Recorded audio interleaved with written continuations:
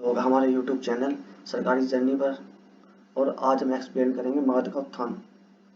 Video शुरू करने से पहले आप लोगों को बता दूं कि ये वीडियो आगामी उत्तर प्रदेश लोक सेवा आयोग और बिहार लोक सेवा आयोग के प्रोस्पेक्टस से तैयार की गई है तथा यह इन एग्जामों के लिए बहुत ही इंपॉर्टेंट सीरीज है।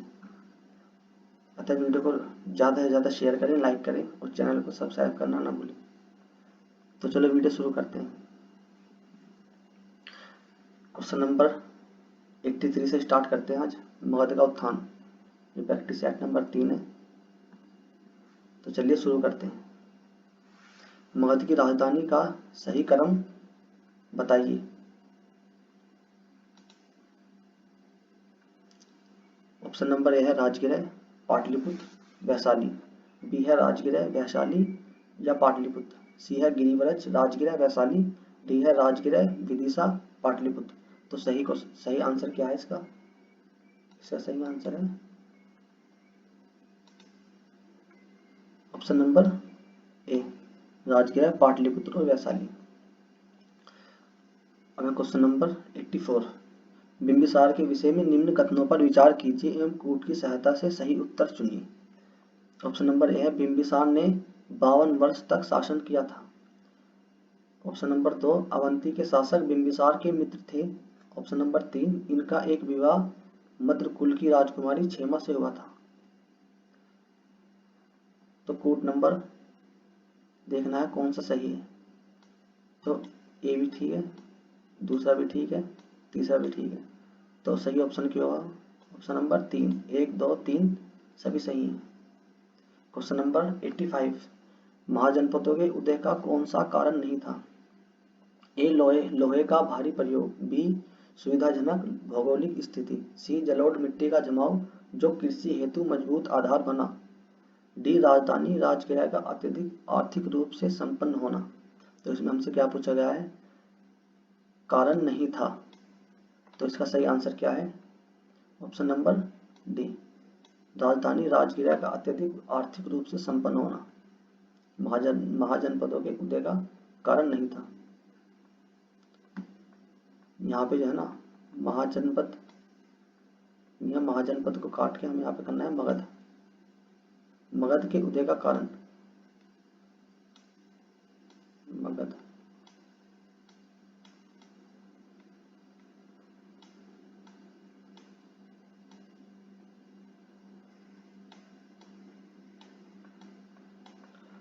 के उदय का कौन सा कारण नहीं था?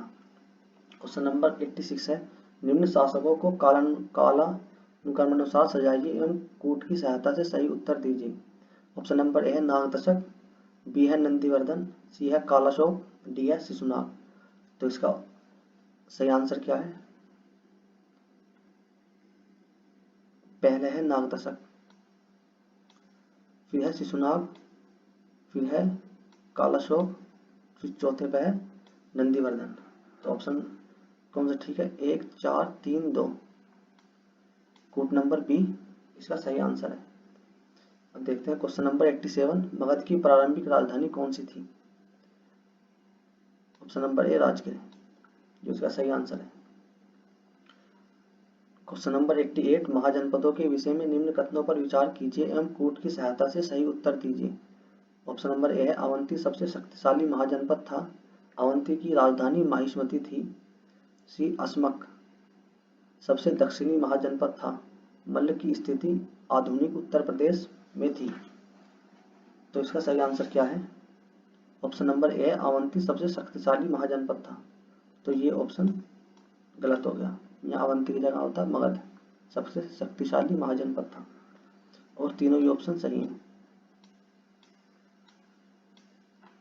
तो इसका सही आंसर क्या है? ऑप्शन नंबर सी, केवल 2, 3 और 4 सत्य हैं। हम देखते हैं क्वेश्चन नंबर 89, 16 महाजनपदों की सूची किन ग्रंथों से प्राप्त होती है? ए है अंगुत्तर निकाय, 2 है महावस्तु, 3 है बृहद कथामंजरी, 4 है भगवती सूत्र। तो इसका सही आंसर क्या है? 1, 2, 3 नहीं है बृहद कथामंजरी, 4 है भगवती सूत्र। तो इसका सही कूट कौन सा है? Option number B, 1, 2, 4। Question number 90 किस ग्रंथ में बिंबिसार की हत्या करने वाला अजातशत्रु नहीं माना गया, बल्कि ऐसा कहा गया कि उन्होंने आत्महत्या की थी। तो इसका सही आंसर क्या है? ऑप्शन नंबर ए है कल्पसूत्र, बी भगवती सूत्र, सी आवश्यक सूत्र, डी इनमें से कोई नहीं। तो इसका सही आंसर है आवश्यक सूत्र। इसमें यह कहा गया है कि बिंबिसार की हत्या करने वाला अजातशत्रु नहीं था, बल्कि उसने खुद ही आत्महत्या की थी। क्वेश्चन नंबर 91 है पाटलिपुत्र के विषय में निम्न कथनों पर विचार कीजिए एवं कूट की सहायता से सही उत्तर चुनिए।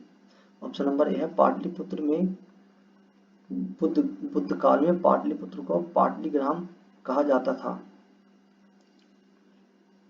सही है ऑप्शन। पाटलिपुत्र का पुराना नाम कुसुमपुरा था, ये भी ऑप्शन सही है। पाटलिपुत्र अजातशत्रु ने पाटलिपुत्र का दुर्गीकरण किया था, ये भी ठीक है। उदयन की काल में पाटलिपुत्र अत्यधिक शक्तिशाली हो गया था, ये ऑप्शन गलत है। तो कौन से 1 2 3 सही है, ऑप्शन नंबर ए इसका सही आंसर है। क्वेश्चन नंबर 92 निम्न को सुमिलित कीजिए एवं कूट की सहायता से सही उत्तर चुनिए। बिंबिसार बौद्ध धर्म। शिशुनाग कौन था? शिशुनाग था जी जैन धर्म। अजातशत्रु ब्राह्मण धर्म। बिंदुसार आजीवक संप्रदाय। जो अजातशत्रु था उसने स्टार्टिंग में ब्राह्मण धर्म ही स्वीकार किया था। तो इसका सही आंसर क्या होगा? ए का 1, बी का 3, सी का 2, तो इसका सही आंसर ये होगा ऑप्शन नंबर बी। तो क्वेश्चन नंबर 93 किस शासक को पुराणों में परशुराम का अवतार कहा गया है? तो इसका सही आंसर है ऑप्शन नंबर सी महापद्म नंद को पुराणों में परशुराम का अवतार कहा गया है। क्वेश्चन नंबर 94 नंद वंश के विषय में निम्न कथनों पर विचार कीजिए एवं कूट की सहायता से सही उत्तर दीजिए। महापद्म नंद को एकराट भी कहा जाता था। सही उत्तर चुनिए। एकराट भी कहा गया। ऑप्शन नंबर 2 महापद्म नंद ने कलिंग पर भी आक्रमण किया था। ऑप्शन नंबर 3 पनानी महापद्म नंद के मित्र थे। 4 है महापद्म नंद के विषय में कुछ जानकारी रानी गुम्फा अभिलेख से भी प्राप्त होती है। तो इसका सही आंसर क्या है? ऑप्शन नंबर 2 सही है, ऑप्शन नंबर 3 सही है। तो इसका सही आंसर है कूट नंबर 3, केवल कथन 2 और 3 सही है। क्वेश्चन नंबर 95 निम्न को सुमिलित करें एवं कूट की सहायता से सही उत्तर चुनिए। सुरसेन था मथुरा। मत्स्य विराटनगर। अस्मक था पोटन। पांचाल था कांपिल्ली। तो इसका सही आंसर क्या होगा? कूट नंबर 1 का 2 का 1, 3 का 3, 4 का 4। कूट नंबर ए इसका सही आंसर है। अब हम देखते हैं क्वेश्चन नंबर 96 महाजनपद अंग के शासक उस समय कौन थे जब बिंबिसार ने अंग पर विजय प्राप्त की थी? बृहदत्त, ब्रह्मदत्त, कौरवदत्त, अशुपति या जनक? तो इसका सही आंसर है ब्रह्मदत्त। क्वेश्चन नंबर 97 संसार के प्रथम गणतंत्र वैशाली के संस्थापक कौन थे? ऑप्शन नंबर डी लिच्छवी इसका सही आंसर है। 98 निम्न कथनों में से सत्य कथन को चुनिए। ऑप्शन नंबर ए है प्राचीन नगर तक्षशिला 2 नदियों के बीच स्थित था। तक्षशिला विश्वविद्यालय एक मौखिक शिक्षा केंद्र था। तक्षशिला के अवशेष वर्तमान में पाकिस्तान के लाहौर के पास हैं। चाणक्य ने तक्षशिला से शिक्षा प्राप्त की थी। तो इसका सही आंसर क्या होगा? अब देखते हैं सही आंसर इसका क्या होता है। ऑप्शन नंबर ए सही है। तक्षशिला विश्वविद्यालय एक मौखिक शिक्षा केंद्र था, ये भी ऑप्शन नंबर सही है। तक्षशिला के अवशेष वर्तमान में पाकिस्तान के लाहौर में मिले हैं। लाहौर में नहीं मिले, वर्तमान में पाकिस्तान के रावलपिंडी नामक जिले में मिले हैं। तो ये ऑप्शन गलत हुआ। ऑप्शन नंबर 4 भी सही है। तो इसका सही कूट कौन सा हुआ? 1 2 4, ऑप्शन नंबर डी सत्य है। सिकंदर के आक्रमण के समय पोरस को राज्य किन दो नदियों के बीच पोरस का राज्य पोरस का राज्य किन दो नदियों के बीच स्थित था? ए है रावी व सतलज, बी है झेलम में चेनाब, सी है झेलम में ब्यास, डी है रावी व सिंधु। तो इसका सही आंसर क्या हुआ? ऑप्शन नंबर बी झेलम में चेनाब। तब देखते हैं क्वेश्चन नंबर 100। निम्न में कौन सिकंदर के प्रमुख सेनापति थे? ऑप्शन नंबर ए है फिलिप्स, बी है निरियाकस, सी है सेल्यूकस निकेटर, 4 है प्लूटार्क। सिकंदर का प्रमुख सेनापति कौन था? प्रमुख सेनापति था ऑप्शन नंबर, अच्छा कूट की सहायता से उत्तर देना हमें। तो फिलिप्स भी था, निरियाकस, सेल्यूकस निकेटर, ये तीनों थे। तो कूट नंबर सी 1 2 3 सही है। Question number 101। सिकंदर के युद्धों का इतिहास मुख्यतः किस इतिहासकार के द्वारा लिखा गया था? इस क्वेश्चन को ध्यान से देखो। ऑप्शन नंबर ए है निरियाकस, बी है फिलिप्स, सी है मेगास्थनीज, डी है अरिस्टोबुलास। तो इसका सही आंसर क्या हुआ? Option number D Aristobulus. Question number 102। Sikandar के विषय में निम्न कथनों पर विचार कीजिए एवं कूट की सहायता से सही उत्तर दीजिए। सिकंदर ने 20 वर्ष की आयु में विजय अभियान स्टार्ट किया था, मतलब प्रारंभ किया था, ये सही है। ऑप्शन नंबर 2, सिकंदर ने फारस साम्राज्य को पराजित किया, ये भी सही है। सिकंदर के पिता की अपेक्षा वह अपनी मां से अधिक प्रभावित था, ये भी ऑप्शन सही है। तो इसका कूट 1 2 3 सभी सकते हैं। Question number 103। निम्न में से कौन सा भारत पर यूनानी आक्रमण का प्रभाव नहीं था? यह ज्योतिष के क्षेत्र में भारत यूनान का ऋणी है, ऋषि ने ऋणी है।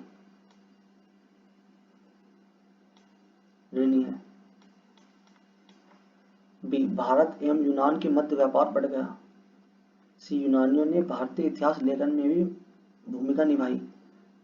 डी यूनानियों ने भारतीय धर्मों जैन में बौद्ध धर्म को यूनान में प्रसारित किया। तो इसमें पूछा है आक्रमण का प्रभाव नहीं है, तो ऑप्शन नंबर डी इसका सही आंसर है। Question number 104।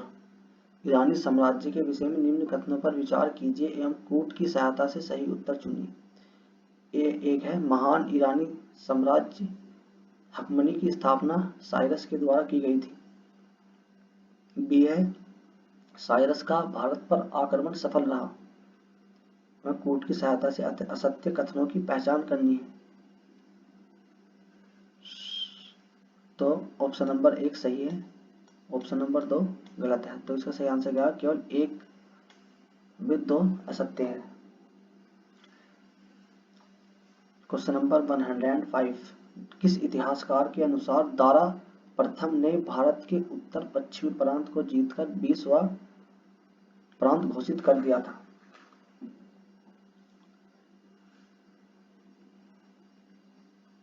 Option number C Herodotus के अनुसार।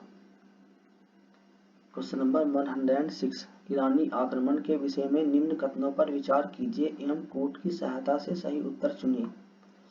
ऑप्शन नंबर ए है, एक है दारा का युद्ध सिकंदर के साथ हुआ था। दारा, यह दारा थड।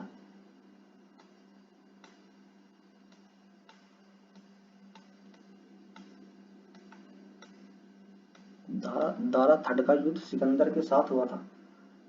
2 है सिकंदर के द्वारा दारा थड को पराजित कर दिया गया। 3 है इस पराजय के पश्चात हकमनी साम्राज्य का पतन हो गया। तो देखना कौन सा कूट सही है। 1 भी ठीक है, 2 भी ठीक है, 3 भी ठीक है। तो कूट नंबर 1 और 1 2 3 सही है। निम्न में कौन सा भारत पर ईरानी आक्रमण का प्रभाव नहीं देखा गया? अरमाइक लिपि का प्रचार, अभिलेखीय परंपरा का अनुसरण, विदेशी व्यापार को प्रोत्साहन, गंधार मूर्तिकला का प्रभाव। तो ऑप्शन नंबर डी इसका सही आंसर है। पूछा गया नहीं देखा गया गंधार मूर्तिकला का प्रभाव। निम्न में से कौन सा भारतीय अभिलेख द्वारा दारा प्रथम का नहीं है? निम्न में से कौन सा अभिलेख दारा प्रथम का नहीं है? बेस्तून, पर्सिपोलस, नस्ते रुस्तम, शहबाजगढ़ी। तो इसका सही आंसर क्या है? Option number D, Shahbazgarhi. तो दोस्तों वीडियो को हम यहीं पर समाप्त करते हैं। इससे आगे का जो प्रैक्टिस सेट हम कल देखेंगे। धन्यवाद।